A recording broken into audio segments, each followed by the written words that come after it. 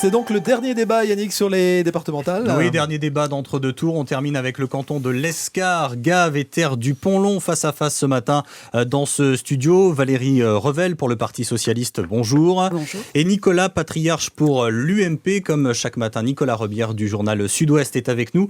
Et Daniel Corson, on va revenir sur les résultats du premier tour. Un débat mixte ce matin. Le deuxième depuis le début de la semaine, à noter. Seulement, voudrais-je dire. Et puis, une autre particularité de ce deuxième tour, c'est même de ce scrutin dans ce canton-là, c'est un canton où il n'y a pas de sortant.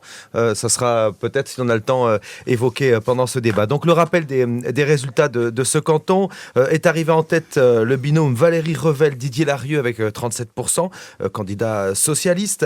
Derrière, pour Force 64, le maire de Lons, Nicolas Patriarche donc, et Sandrine Lafargue, juste derrière, 36% des voix. Et puis le gros contingent d'électeurs Front National de ce premier tour, Rosemée Didier et Jean-Pierre Salmon, 17,5% des voix. Et puis un score à deux chiffres, les 10 points de Michel Aguerre et Mireille Bonhomme pour Front de Gauche, Europe Écologie, Les Verts. Rappelons la participation, elle est correspondante à la moyenne départementale, aux alentours de 53% de participation. Alors Nicolas Patriarche, pour commencer, c'est vrai que c'est très serré ce premier tour avec votre adversaire du second.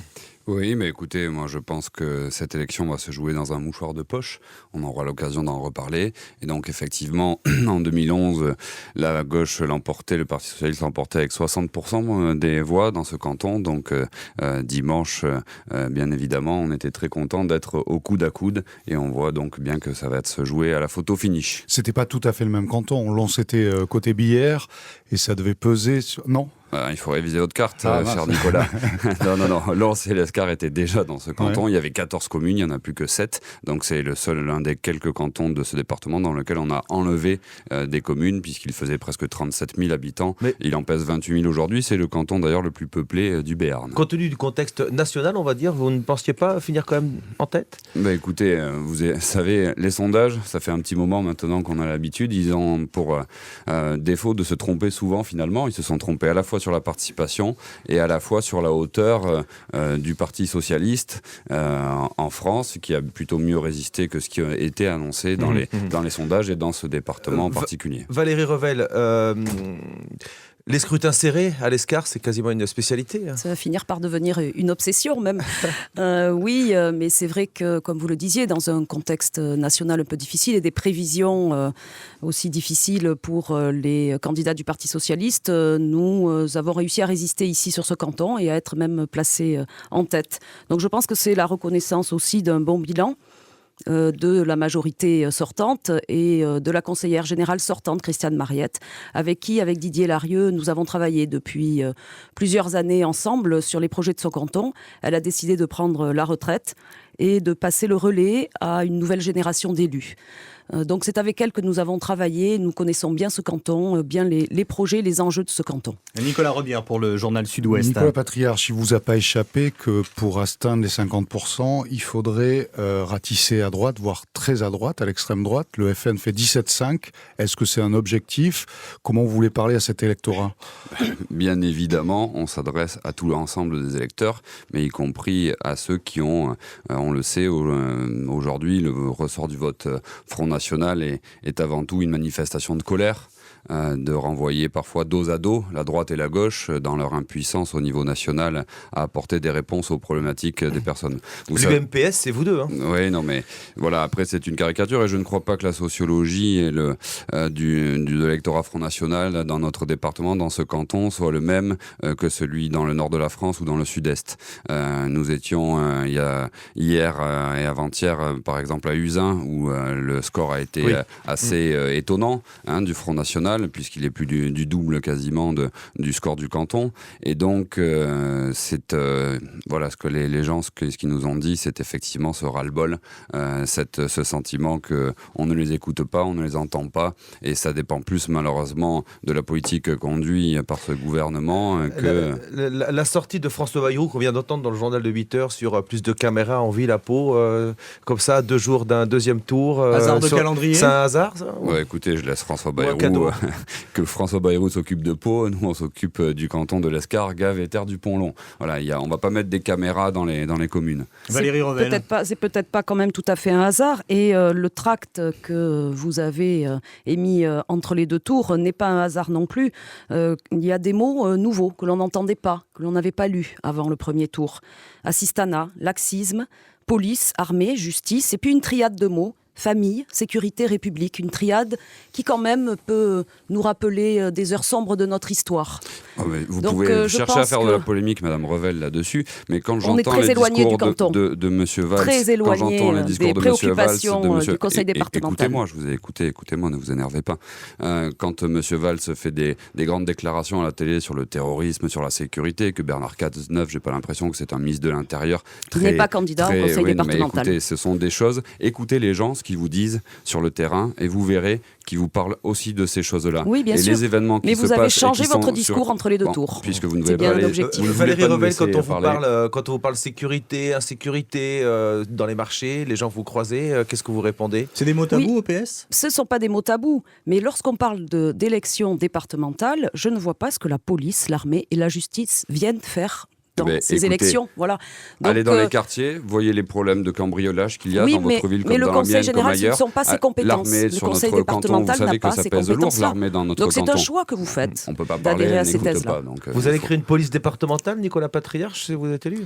Je ne parle pas d'une politique, d'une police départementale, mais je crois qu'effectivement, la sécurité, c'est l'affaire de tous. L'affaire de tous. Mais en tant que maire, pas des conseils généraux. Oui, mais écoutez, est-ce que les élus n'ont pas le droit de prendre position sur les grands sujets de société et surtout sur les préoccupations qui remontent du terrain? Parce que vous le savez très bien, quand on est en porte-à-porte, quand on rencontre les gens, ils vous parlent de chômage, malheureusement, qui augmente encore. On parle de sécurité, on parle aussi de l'environnement proche, bien sûr, des routes, des choses comme ça. Mais les préoccupations nationales sont au cœur de cette campagne, bien évidemment. Et on parle d'inégalité sociale, et je crois que c'est là, surtout, le rôle du conseil départemental, c'est d'être ce bouclier social, l'amortisseur social face à ces inégalités créées par cette crise sociale et économique. Vous savez, donc je pense que le Conseil général doit se positionner là-dessus. Et Nicolas Rebière. Alors, on va parler un peu politique avant de parler programme. Valérie Revel, vous avez fait le calcul, 37 plus 10, ça fait 47. Ça ne fait pas 50. Où est-ce que vous allez, pouvoir trouver ces dernières voix qui pourraient vous manquer à votre élection? En 15 secondes, 37 plus 10, ça gêne personne de faire des additions comme ça avec l'extrême gauche alors qu'ils ne sont d'accord sur rien au niveau national, sur pas grand-chose au niveau local, mais là, les additions se font. Alors, Valérie Revel vous répond. Il y a des sur abstentionnistes. 10% déjà, Valérie Revel? Alors, du 10%, peut-être de Michel pas. Aguerre et Mireille Bonhomme. Le Parti communiste et Europe Écologie Les Verts ont très clairement appelé à battre la droite et à voter au grand rassemblement à gauche. Nous avons de nombreux points communs avec Michel Aguerre et Mireille Bonhomme dans leur programme contre la voie Paul Laurent. Je ne sais pas si nous allons aborder ce sujet après. Nous avons aussi des projets pour le canton au niveau environnemental qui se rapprochent totalement de ce qu'ils ont proposé. L'agriculture de proximité, développer les circuits courts, manger bio à la cantine. Voilà, tout ça, ce sont des programmes que nous avons en commun. Donc je pense qu'une bonne partie des électeurs se reconnaîtront dans notre programme. Et puis, nous, je pense, mobiliserons aussi les abstentionnistes avec notre programme. Peut-être qu'ils ne se sont pas sentis concernés lors de ce premier tour et qu'ils vont se mobiliser. Nous en avons rencontré beaucoup en porte-à-porte qui vont se mobiliser au deuxième tour. Est-ce que vous êtes parlé dans l'entre-deux tours avec les candidats d'Europe Écologie Les Verts et du Front de Gauche? Oui, bien sûr, nous sommes parlés. Il y a eu une lettre ouverte qui a été adressée à tous les candidats de gauche et nous y avons répondu. Oui. Daniel Corson. Est-ce que vous considérez malgré tout que votre formation politique par rapport plus généralement à ce scrutin est suffisamment à gauche pour encore bénéficier du report de voix sur ce type de deuxième tour? Quand on voit ce qu'a fait le Conseil général depuis 4 ans, Conseil général de gauche, en faveur de la protection maternelle et infantile, en faveur de l'aide aux familles en difficulté, en faveur des personnes en situation de handicap. Les gens discernent l'action locale d'un département et ce que fait un gouvernement face à la crise. Oui, je crois que les électeurs sont capables de faire la différence, effectivement, et de regarder ce qui se passe au niveau local, de regarder les candidats aussi, qui sont des élus de proximité. Je crois que ça compte beaucoup aussi. Il est 8h18 sur France Bleu Béarn. Dernier débat d'entre-deux tours ce matin sur notre antenne. On est sur le canton de l'Escar et on va aborder les thèmes qui ont fait cette campagne. On en a déjà un petit peu parlé. La Pau-Oloron notamment, Daniel Corsan.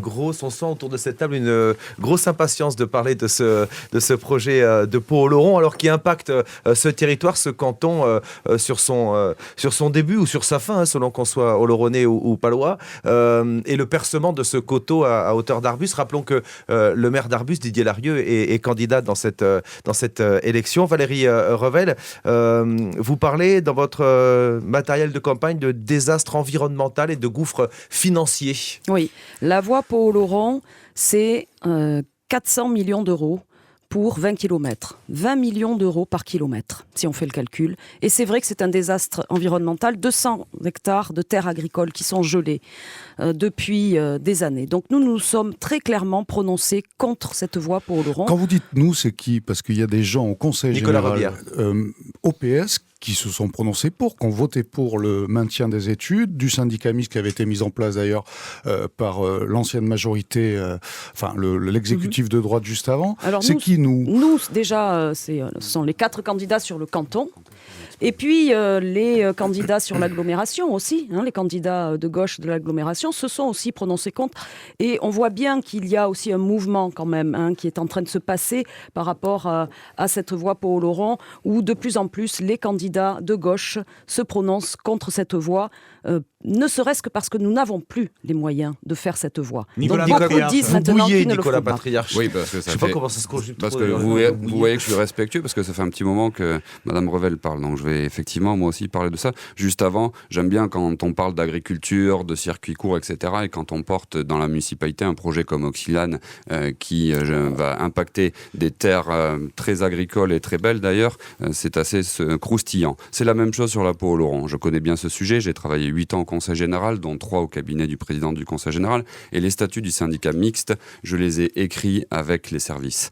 Ce syndicat mixte, il était simplement pour que les gens comprennent bien, il y avait une autoroute entre Pau et Oloron qui s'appelait la A650, qui était prévue au schéma autoroutier national. Le jour où le ministre Borloo à l'époque a donné le feu vert à l'A65 Pau-Langon, ils ont condamné la A650 en disant on ne la réalisera pas.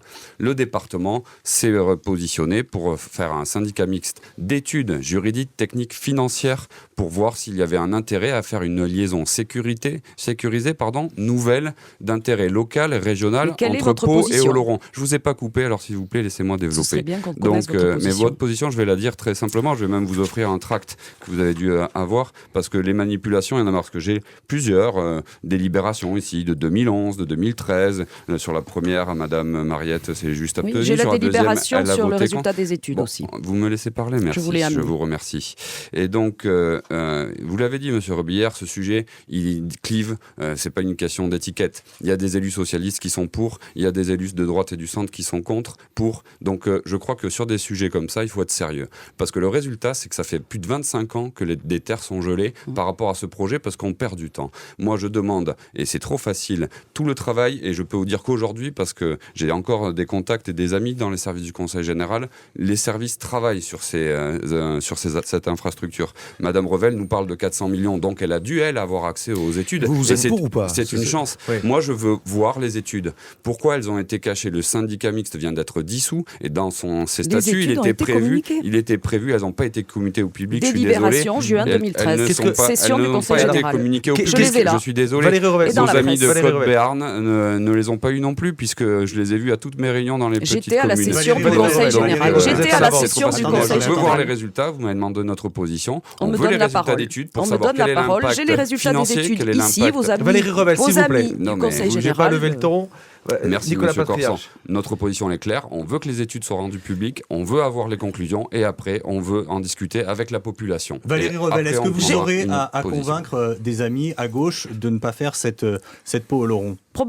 Probablement qu'il faudra avoir beaucoup de détermination pour les convaincre et vous pouvez compter sur nous là-dessus. Les électeurs peuvent compter sur nous. Mais les études, nous les avons. Elles ont été Mais vous publiées, avez elles de ont la même chance, été vous avez de communiquées la à la chance. presse. J'étais à la session moi-même en juin 2013 Bah, écoutez, du on doit pas lire la Conseil même général et j'étais avec Didier Larieux à cette session pour entendre le résultat de ces études qui sont très claires et donc le syndicat mixte ensuite a été dissous. Donc, Est-ce vous que me parlez c'est- de- Donc est-ce on ne que peut c'est- pas vous me attendre parlez le de la session résultat de des 2013 études pour où avoir une Madame Mariette a position. voté pour, Il alors, faut c'est ça, c'est prendre le- position maintenant que Nicolas nous avons Patriarche. les résultats des études. Non, parce que j'ai Mais vous effectivement- noyez le poisson j'ai- avec cette idée qu'il faut attendre les résultats des études. Non, Ça n'est je pas ne vois vrai. pas le poisson. Allez. Vous savez même que vos amis de Côte Béarn m'ont dit lors d'une réunion qu'ils avaient rencontré le président Jola Bazet et qu'il leur avait dit écoutez, cette question, c'est les prochains qui la traiteront. Donc Valérie- moi, je crois mais qu'on a les mis le études sujet sont sous le faites. Revel, tapis. sur cette peau au lauron, est-ce que c'est pas une position, vous savez, NIMBY, pas dans mon jardin, pour utiliser des initiales anglaises, Non, des non, infrastructures, Pas du tout. oui, Je mais crois pas, qu'on ne peut pas. dans mon jardin. Non, pas seulement ça. On ne peut pas se permettre de construire une voie Pau Laurent à ce prix-là. C'est impossible. Par contre, Mais quel prix effectivement, Quel prix Vous parlez de 400 millions d'euros. Nicolas D'où Patriarche, c'est le tenez-vous prix. ça laissez Valérie c'est le Revel prix. développer, s'il vous plaît. J'ai les études ici, je vais vous les donner. Vous avez Vous de la aurez chance, tout ce nous, on qu'il les a faut pas et eues. vos amis politiques au Conseil général, semble-t-il, ne vous les ont pas donnés. C'est non seulement un désastre environnemental, mais un coût. Imaginez tout ce que l'on pourrait faire avec cet argent-là en termes de maisons de retraite pour les personnes âgées. On en manque, on le sait, de Il places dans faudrait les que maisons de l'État donne retraite. de l'argent pour ouvrir des maisons de retraite. En termes de petite enfance, de crèche, de création de crèches. Il y a beaucoup de choses à faire avec cet argent-là et je pense qu'il y a d'autres priorités actuellement. Les crèches, quand Valérie on fait Revel. comme l'aide au fonctionnement des crèches, c'est assez marrant d'entendre ça. Valérie Revel, Nicolas Patriarche l'a un peu évoqué tout à l'heure. Le projet Oxylane, est-ce qu'il est effectivement compatible avec la vision qui est décrite de votre matériel de campagne Oui, je crois qu'on peut développer des infrastructures sur un nombre d'hectares qui n'a rien à voir. Et Une ça grosse n'a infrastructure quand même. Énorme. Rien à voir. Alors, elle a été réduite quand même, hein, le nouveau projet. Il y a des gens qui sont pas d'accord. Réduit d'ailleurs, en pour le- Nicolas termes Patriarche, d'hectares. s'il vous plaît. Réduit en termes d'hectares. Fais-les, oui. Par contre, derrière, c'est quand même une création d'emplois. C'est une création de plus de 100 emplois sur le territoire Oxylane. Donc il ne faut pas se tromper non plus. hein. Je crois qu'il faut on a le sentiment- mettre C'est aussi marrant, cette, selon les en- sujets. cette balance-là. Voilà. Excusez-moi, mais on a le Nicolas sentiment, c'est Robillard. vrai qu'un projet comme Oxylane, on se dit c'est des voitures en plus. Vous allez mettre où des voitures en plus pour aller se déplacer, pour s'y rendre, quoi. Où est passe On n'est pas on du fait tout dans les mêmes proportions que pour Bah, vous savez, à une l'ESCAR, autoroute. hein. Je crois Ils qu'il ont faut l'habitude pas- de sortir des projets au moment des élections. Il y a des projets qui tombent bien, celui-là revient. Moi, on me dit qu'il est bien plus compliqué que ça, mais vous avez raison, c'est tout à fait contradictoire avec certaines prises de position et on voit bien le côté électoraliste de finalement, certaines est-ce que- choses. Et Est-ce c'est pas que- moi qui ai mis sur le tapis est-ce le que projet entre, Oxylane pour ces élections. est-ce hein. que- Je n'en est-ce ai pas que du tout entre- parlé Non, pendant c'est ces votre élections. maire, c'est votre maire. Entre ce projet d'Oxylane et est-ce qu'il faut faire aussi un tunnel sous Arbus, etc., est-ce que c'est pas finalement la question de ce territoire? Qu'est-ce que doit devenir ce territoire? Un territoire urbain pour que les urbains s'oxygènent ou Oui, un territoire agricole Avec une une certaine qualité de vie. une ruralité implantée Avec une qualité de vie, avec effectivement un territoire urbain et rural, avec des voies douces, mais aussi un territoire économique. C'est quoi des Je- voies je- douces, pardon Des voies douces, des voies cyclables, des voies piétonnes qui nous permettent de nous balader dans ce canton qui est quand même magnifique. Allez, Et aussi un territoire économique. Nous avons, je vous rappelle, l'aéroport sur ce site, sur Oui, ce et canton. vous Donc oubliez ça, la c'est zone de important. Lens où il y a on 6 est à 7 malheureusement 000 pris par emplois. le temps, messieurs, dames. Nicolas Patriarche, vous allez avoir 1 minute de parole et Valérie Revel pourra conclure ensuite. 1 minute, Nicolas Patriarche, pour dire à nos auditeurs et aux électeurs pourquoi ils doivent aller voter dimanche. Mais écoutez, ils doivent aller voter d'abord parce que c'est important et c'est la vitalité de la démocratie. Le binôme que je forme avec Sandrine Larieux mêle à la fois Sandrine Larieux, c'est parce que je les vois les deux côte à côte là qui nous font des coucous derrière. Sandrine Lafargue, bien évidemment, est l'alliance de l'expérience, du dynamisme et de la nouveauté avec Sandrine Lafargue qui amène une fraîcheur bien importante. Et je crois que c'est le seul point positif d'ailleurs de la réforme faite par ce gouvernement, c'est d'avoir inscrit cette parité.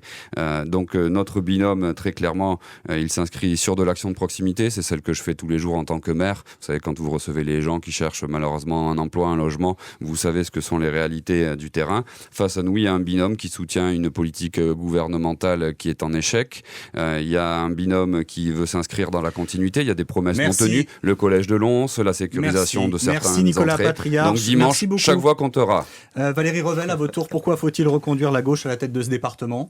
Avec Didier Larieux, Patricia Garcia, Éric Bourdet, nos suppléants, nous avons fait une campagne de proximité, une campagne de terrain. Et nous sommes allés à la rencontre des citoyens parce que nous voulons être ces élus de proximité, ces élus de terrain, des élus disponibles qui sont à l'écoute des hommes et des femmes de ce canton. Nous avons formé une équipe autour de valeurs humanistes que nous partageons et autour d'une complémentarité de compétences mais aussi de territoire. Didier Larieux dans le rural, moi je suis sur l'Escar et nos suppléants sont sur Lons. Nous avons donc une bonne connaissance de ce territoire et nous formons une équipe complémentaire. Aucune commune de ce territoire ne sera oubliée.